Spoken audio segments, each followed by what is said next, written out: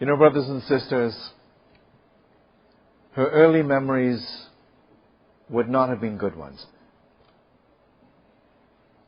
She would remember as a child those dark, dark nights in the Israeli settlement when the Egyptian soldiers would come with torches to do the foul work that Pharaoh had given them to do. She remembered the sound of the swords being pulled out of the scabbards, of women screaming in their homes as the soldiers kicked down the doors. She would remember their shrieks and the sobbing and anguish and the deadly silence throughout the settlement after. She would remember how she had helped her mother and her father to keep her beloved little baby brother as quiet as they could. In circumstances like that, a little girl grows up too quickly and loses her childhood. Exodus chapter 2 says, "There went a man of the house of Levi and took to wife a daughter of Levi. And the woman conceived and bare a son. When she saw him that he was a goodly child, she hid him 3 months. And when she could not longer hide him, she took for him an ark of bulrushes and daubed it with slime and with pitch, and put the child therein, and laid it in the flags by the river's bank." And can you imagine? Can you imagine what would go through the heart of this mother? What does she show? She shows the best of what a believer can show. She did everything that she could do with her mind, her ingenuity, and left everything else in God's hands. In faith. Believing completely that God would do something. God would do something. And then it says, in the next verse, "And his sister stood afar off to know what would be done to him." His sister stood afar off to know what would be done to him. Now how old is Miriam at this point? We don't know. What, 10? 11? She couldn't have been old enough to look like she was of childbearing age, because that would be a tip to Pharaoh's daughter that might be the mother. And in this day, in this time, people had children at the age of 15, sometimes 14, 16. And so she might have been a very young girl. There's no indication that her mother sent her. None at all. It doesn't say, "and her mother sent her," to see what would happen to the child. So that means that this little girl so loved this baby, was so tied in her mind to her beloved little brother, that she was not going to let him out of her sight. She goes down to the water and she's standing and watching. What does it show? Strength. A powerful mind. A personality that will not be put down. She's indomitable. She's so strong-willed that she will not give up in this time of incredible crisis. She watches over him to make sure everything is all right. She watches where the ark is. She makes sure water isn't in it. She looks to see that there's nothing that can endanger him. There's courage. There's compassion.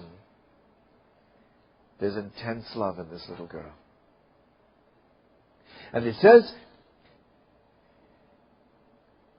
when the daughter of Pharaoh came down to wash herself at the river, and her maidens walked along by the riverside. When she saw the ark among the flags, sent her maid to fetch it. When she had opened it, saw the child, and behold, the baby wept. She had compassion on him, and said, this is one of the Hebrews' children. Then said his sister to Pharaoh's daughter, now you just stop there for a second. This is Pharaoh's daughter. According to the beliefs of the land, this is the daughter of a god. According to the social customs of the time, you did not ever talk to someone at this level of society if you were a servant in the palace, unless you were an extremely senior servant in the hierarchy. And you did not address them if you were someone who was a Hebrew. You were at the absolute bottom of society as far as the Egyptians were concerned. You didn't come up to Pharaoh's daughter and talk to her. You didn't do that. So that shows a great deal about this little girl. The strength of mind that she has. The courage that she has. There's a forwardness about Miriam that comes out in this little story. And she suggests to Pharaoh's daughter, shall I go get a woman from the Hebrews to nurse him? Because he needs to be nursed. Look, he's only 3 months old. He's still a baby. He needs milk. And perhaps the best person to nurse him might be a servant of the Hebrews. Someone that I could bring along. So this little girl has the presence of mind, the wit, to think this through on the spot, on the fly. And just come up with this suggestion to save and protect her little brother. And to give some kind of comfort to her mother at the same time. And Pharaoh's daughter says, yes, go and do it. And so this little baby has not only been saved, but his big sister, still a little girl, still a girl, has engineered a circumstance through the will of God that connects the little boy back to his mother so that she can be the significant influence, together with his little sister, no doubt, or his big sister, in his forming of his personality. So that he knows he's a Hebrew, he understands what it is to be a Hebrew, and he understands to the extent that he'll even see himself before he's called by God to be the one that will save Israel. Now, when we look at the character of Miriam, it's important to remember that she's a firstborn child. We don't realize it as parents, as mums and dads. But we raise our children differently in the same family. If you are a firstborn child, you yourself would know, because you would have said things like, the younger ones get away with things I couldn't even think to do. You have this sense of unfairness. You were not treated the same way as the younger ones. How do we raise the children in the order that they come? Well, when the first one comes along, especially if we're Christadelphian parents, we're programming them for good behavior, doing the right things, achievement. They're the first to talk, the first to walk, first to be potty trained, first to go to school, first to do an exam, first to get a driver's license, first to get a job, whatever the case may be. And they're programmed by us for responsibility and accountability. How could you let your little brother fall from that tree? When you were there, he shouldn't even have been in that tree. You're responsible because you're the eldest. And if you're an eldest child, you would have heard many things like that. Because you're the eldest. So it gives the eldest child a kind of internal, driven nature. We're driven to succeed, driven to perform. We also have a tendency to control, to want to be in charge. If you were to do a survey of ecclesias around the world, and you were to look at the amount of recording brethren who are firstborn children, you would find a very, very high percentage of them happen to be firstborn children. And it's not just by chance. It's because they're quite happy to step up. They want to take on authority roles and roles of power or influence or being in charge. They want to be able to lead and to guide because it's what they're programmed for from the time they're little kids. By the time the youngest child comes along, the parents are tired. They haven't got much energy and stamina left to be able to raise the perfect child. And so this is the child they tend to enjoy the most. They cuddle them the most. They play with them the most. They hug them and kiss them the most. And they're not worried if that child is not perfectly well behaved. But the first one has that programming. And I'm not missing you out, middle children, because I know you're worried about that right now. Right? The middle children are quite wonderful, actually. The middle children are the ones who know how to push everybody's buttons. But they also know how to bring everybody together. And when there's trouble and quarreling going on in a family, the likelihood is the person that's going to be able to best achieve bringing peace and harmony back to the family is the middle child. Because they have that ability to know and to understand the other siblings and their mom and dad. And so in this situation, there's an eldest child, there's a middle child, and there's a youngest child.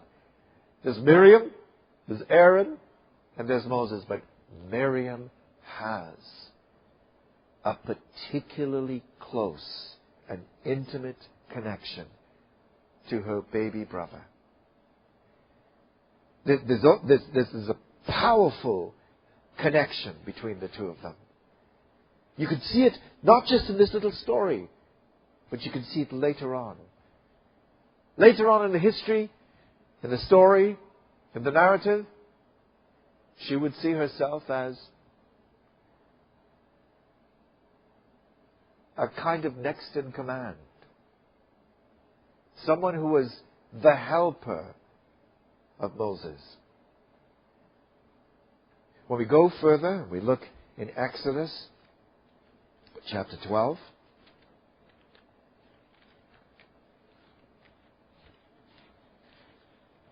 Is it chapter 12? Let's just see now. Yes. In Exodus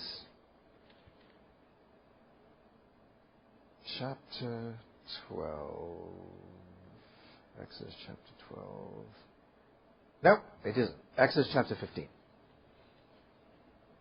In Exodus chapter 15, we have the wonderful song of Moses, which celebrates the victory of Yahweh, of the God of Israel, of the Lord, over Pharaoh and all of his forces. And Moses sings this song. And no doubt the men of Israel sang along with him. But it says also, in this very lovely couple of verses, verse 20, Miriam, the prophetess,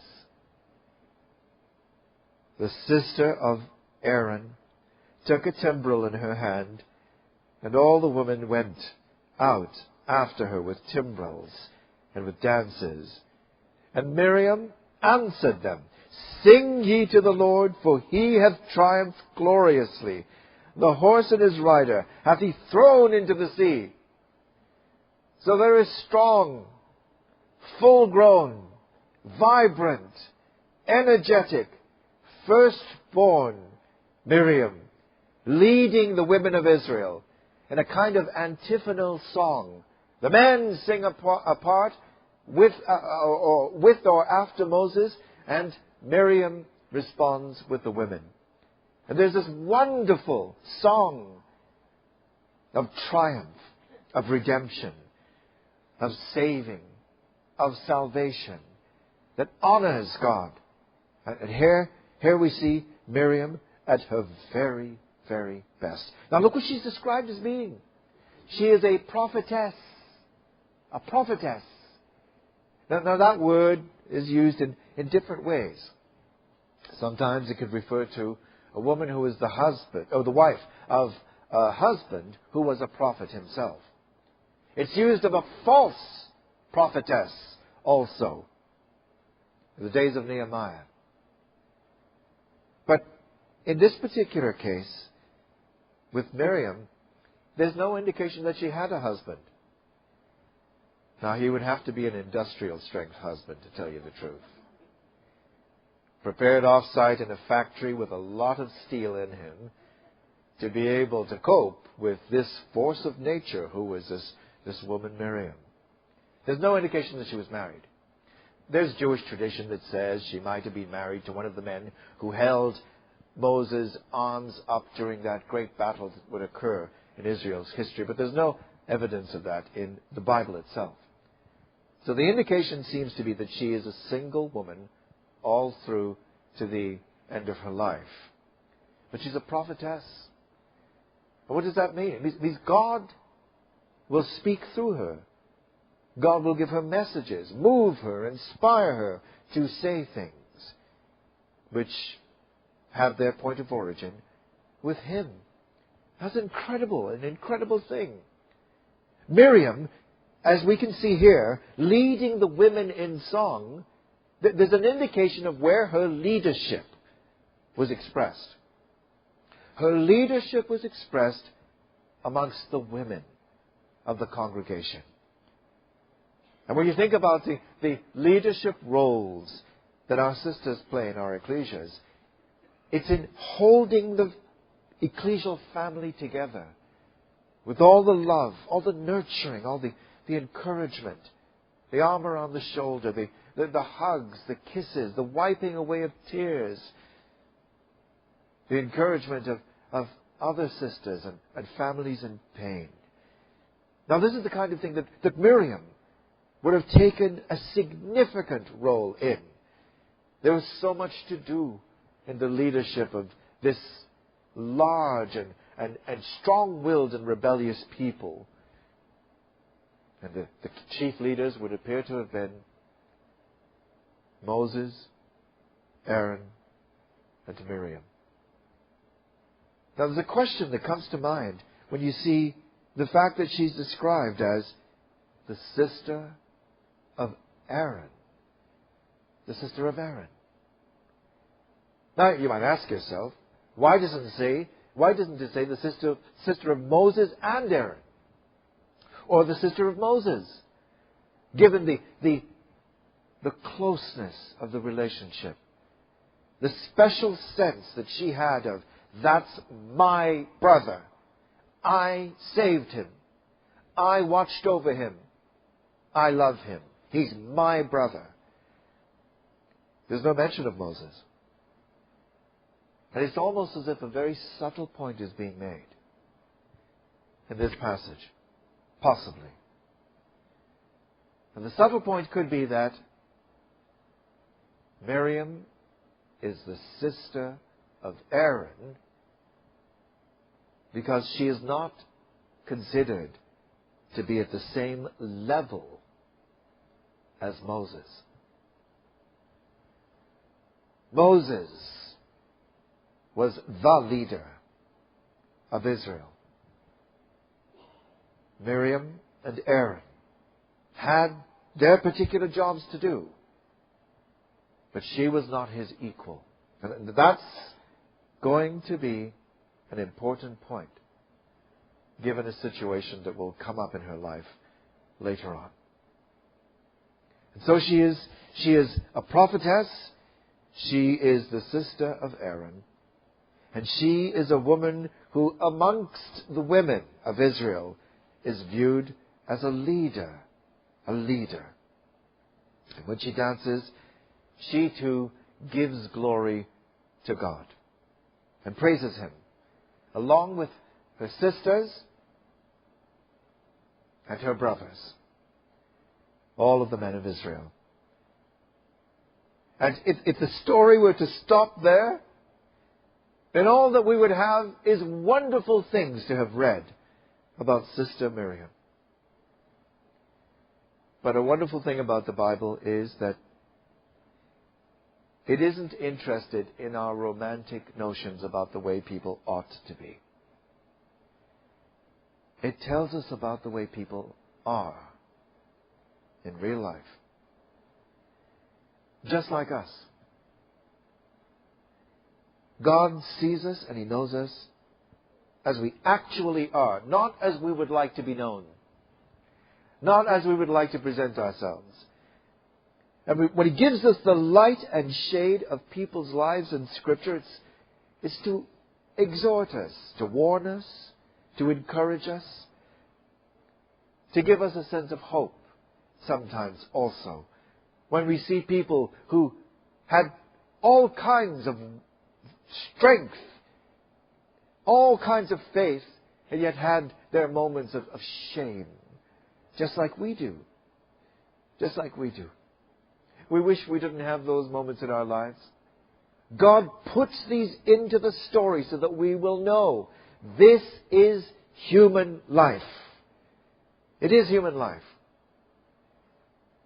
And the life of a Christadelphian has times of shame, fear, doubt, panic, terror, disbelief, as well as times of love, wonderful work, achievement, good results, and growth all the way through our lifetimes. There are those times of shame. Sometimes we try to cover them up. Sometimes we try to pretend, well, everything's all right with me. And I'm not going to tell you what I'm struggling with in my head and in my heart, because then you would think I'm completely unacceptable. And yet if everybody in this room were to have his or her head and heart opened up, we would realize we're all struggling with something. We're all not coping particularly well with aspects and areas of our lives. We're all doing the best we can, sometimes not doing so well, sometimes not even trying to do the best we can. And making our way from day 1 to day 2 to day 3. Encouraged along the way by the Word, by prayer, by each other's love and company, and by the hand of God in our lives. The hand of God that we see active. And we see that hand most active in our times of failure, in our times of trauma, in our times of suffocating trial. That's when we see His hand at work the most. We're now going to go, brothers and sisters, in this story from chapter 15 to Numbers chapter 12. Numbers chapter 12. Now before we do that, we're going to look at the condition of Moses' mind at this point in time. He is absolutely on his knees in a trench.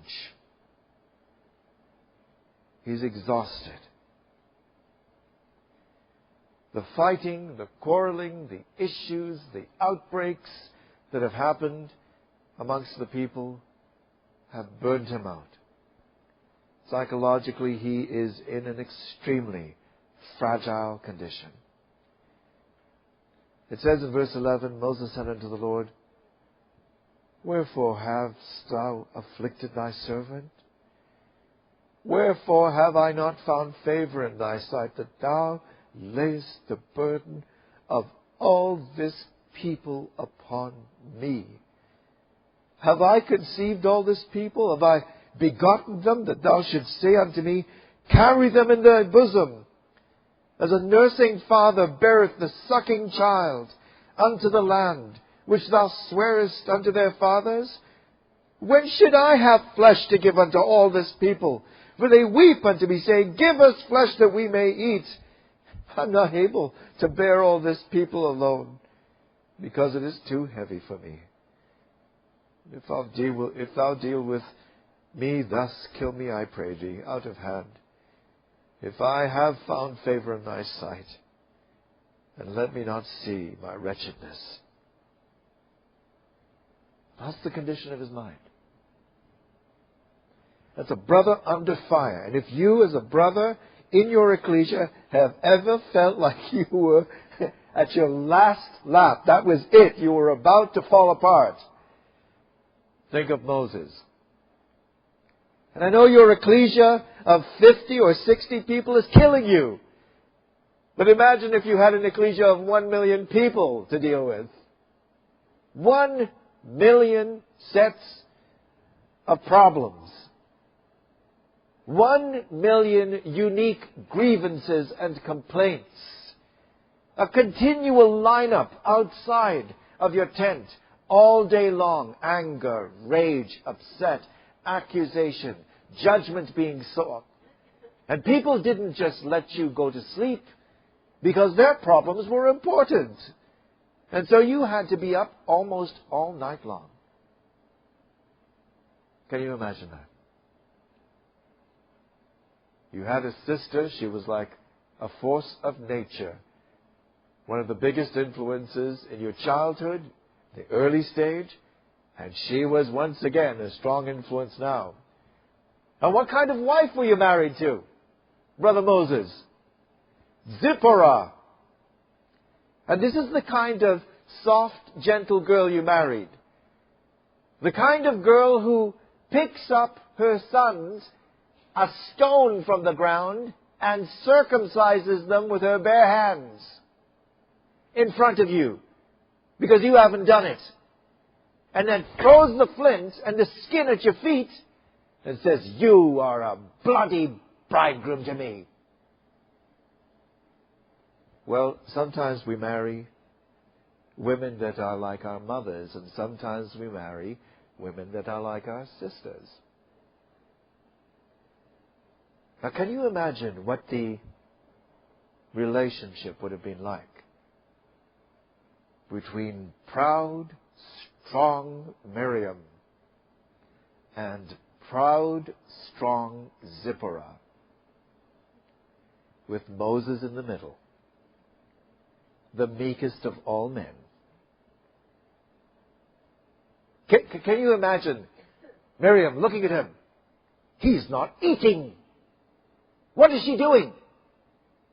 That stink foreign food that she cooks all the time. Foul stuff. She doesn't even know how to cook our food. She's not one of us. Look at her. Cushite. And as they went head to head, and as an eldest sister might do, Zipporah, this is what you should be doing. Thank you. I know what I should be doing. But I'll be sure to ask you if I need your help. And the enmity, the bruised feelings, the resentfulness, deep in her heart, there's still that little 10-year-old girl. He's my brother. He's mine. And Zipporah, the foreign woman, who has, what does she have? Oh, she's got, what's her connection to all these people? Moses. He's my husband. That's all she's got. And you can imagine these two women at it. And every time they saw each other, the anger, the flushing of their face, the curt, sharp words. You can imagine every opportunity there was to make a slight or to give a dig or a jab, it would be there. You might think that I'm being unkind to Sister Miriam. God loved Sister Miriam. And none of us is one thing only. You're not Mr. or Mrs. Man of Faith. You also have your faults. You have your faults which may have been a condition of the society in which you were raised, as well as your personal faults, weaknesses, and frailties. And those things are there with us, right alongside faith, right alongside of the character of Christ. Those two things that are at war with each other, human nature and everything it's connected to, all its pronenesses, and the life of faith, the mind of Christ inside of us, at war. We're never just one thing. And sometimes that fleshly nature pushes itself forward and dominates a situation, and we can't even pull it back. And these two powerful women, imagine how hard that must have been for Moses, but also for them. And if it were the case that Zipporah, with that strength of will that she doubtless had, showed any kind of leadership ability among the women, and if Miriam were to hear that any of the women were going to Zipporah for advice, sharing their problems with her, and at the tent door, not to see Moses, but to see Zipporah, can you imagine how Miriam would react? Firstborn children are very aware of their responsibilities, their accountabilities, and sometimes their position. And they will fight with tooth and claw to defend their position. Now, when you think about all these things I've just said, you might think, yeah, well, I'm not sure about that. Good. That's fine. Because we need to think these things through for ourselves. And we're doing a kind of swimming between the lines of Scripture in these stories. You've seen a broken, a tired, an exhausted man in Exodus chapter 11. The people have worn him down. He's like a pencil that has been sharpened all the way down to the eraser. And then chapter 12 begins with the following words. And Miriam and Aaron spake against Moses because of the Ethiopian woman whom he had married.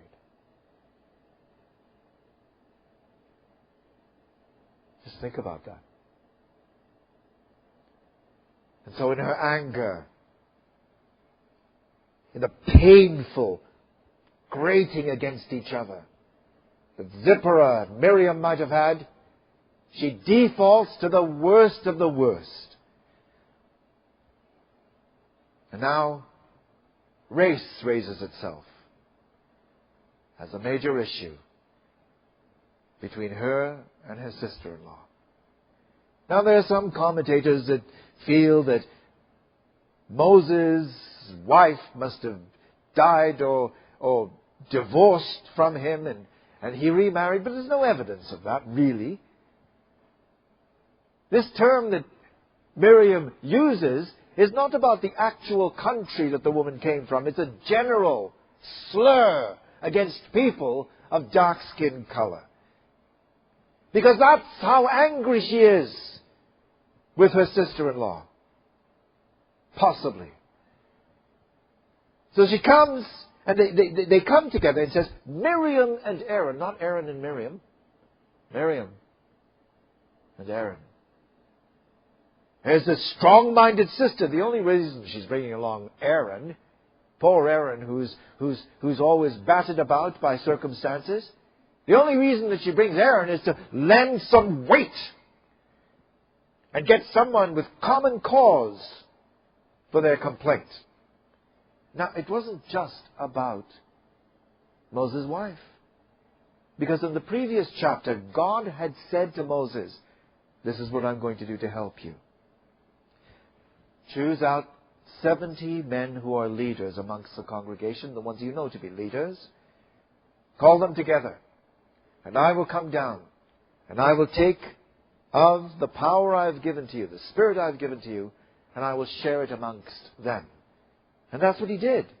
And then it said of those people, and we're just looking back then briefly at verse 25 of the previous chapter, the Lord came down in a cloud, spake unto him, took of the Spirit that was upon him, gave it to the 70 elders. It came to pass that when the Spirit rested upon them, they prophesied. But not just them. There's 2 people out in the camp who weren't even called that are prophesying. So what does that mean for Miriam's prophecy? I'm at war with a woman who's taking over my role. And now there's all these other people who have this thing that makes me special. I'm not special anymore. I know what I am. I'm good and angry. I'm angry at Moses. Because it's his fault. After all I've done for him, I'm not going to put up with this. And so, it says, verse 2, and they said, hath the Lord indeed spoken only by Moses? Hath he not spoken also by us?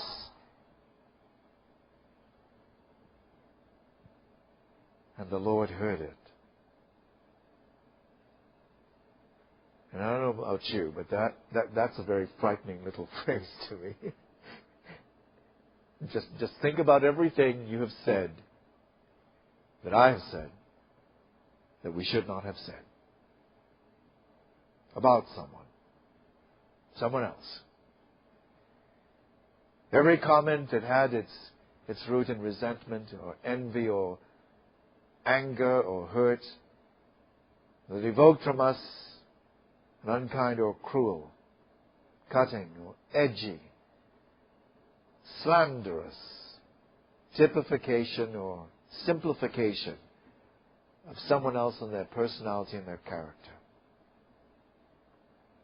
When I read those words, and the Lord heard it, it's not just a frightening component of this story, it's something that frightens me and warns me about the things that I say. Now the man Moses was very meek, above all the men that were upon the face of the earth. And some commentators have said, well, it looks a little bit inappropriate that Moses writing these books would refer to himself as, and I was very meek. The meekest man on the earth. Now it could have been that Joshua finished portions, including the death of Moses. Or it could be that the word meek doesn't just mean humble. It can also mean miserable. Miserable. And if Moses were to describe himself this way and say, the man, Moses, was very miserable, above all the men which were upon the face of the earth. That would be one way of interpreting it, because he was an altogether unhappy man. Now, it was one thing, and it was a big thing, to have the burden of the complaints and the accusations of the congregation on you, but to have the closest people to you come and deliver a message like this. He was speechless. He couldn't even speak a word. And Miriam, in her fury, was something that could not even be described. And it says, the Lord spake suddenly unto Moses, and unto Aaron, and unto Miriam. Look at the order. Come out, you three, unto the tent of the meeting. And the Lord came down in a pillar of cloud and stood in the door at the tabernacle and called Aaron and Miriam. Look at the order. The story starts with Miriam first. She's always put last after this. He said, I want you to listen to me. If there be a prophet among you, I, the Lord, will make myself known unto him in a vision. I will speak unto him in a dream. My servant is not so, who is faithful in all mine house. So what's he saying to them? And you're not. Moses is faithful in all my family, the extended people of Israel, but you are not. With him will I speak mouth to mouth, even apparently. That's how close he is to me. And the similitude of the Lord shall he behold. Why were you not very afraid to speak against my servant Moses? The anger of the Lord was kindled against them, and he departed. And Miriam, who had said doubtless hard, cruel, and inappropriate things about her sister-in-law, which might even have included things about her racial background and the color of her skin, Miriam, it says, became leprous, white as snow. White as snow. And Aaron looked upon Miriam, and behold, she was leprous. Now don't just imagine that she turned some kind of sparkling white. Look what he says. And Aaron said unto Moses, Alas, my Lord, I beseech thee, lay not the sin upon us, wherein we have done foolishly, and wherein we have sinned. Let her not be as one dead, of whom the flesh is half consumed when he cometh out of his mother's womb. Miriam was rotting all over. The flesh was perforated. It stank. It was hanging. It was bleached white.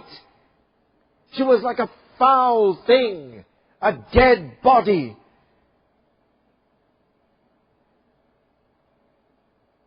This was a terrible lesson that our strong-willed sister had to learn. For a brief moment, that's what she was like, all over.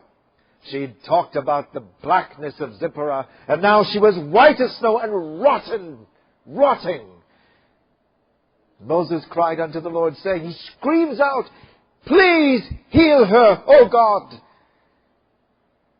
And the Lord in his grace and in his mercy, not because she deserves it, but because he is gracious and merciful.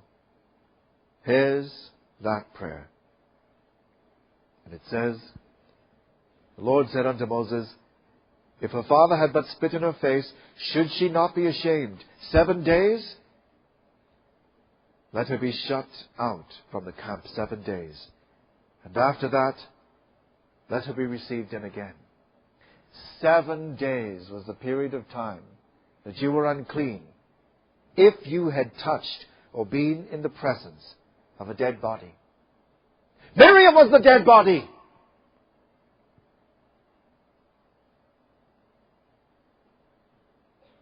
And when we behave like that and say those kinds of things and have those kinds of attitudes, our mind is not in the direction of life, but involved in death.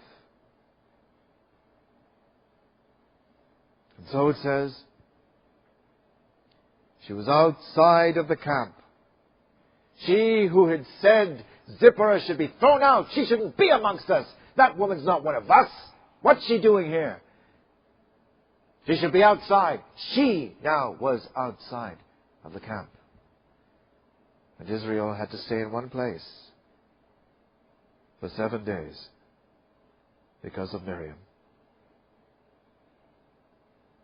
And afterward the people removed from Hazeroth and pitched in the wilderness of Paran. In chapter 20, brothers and sisters, we're going to take 1 extra minute. My apologies for that. It says, verse 1, Then came the children of Israel, even the whole congregation, into the wilderness of Zin in the 1st month,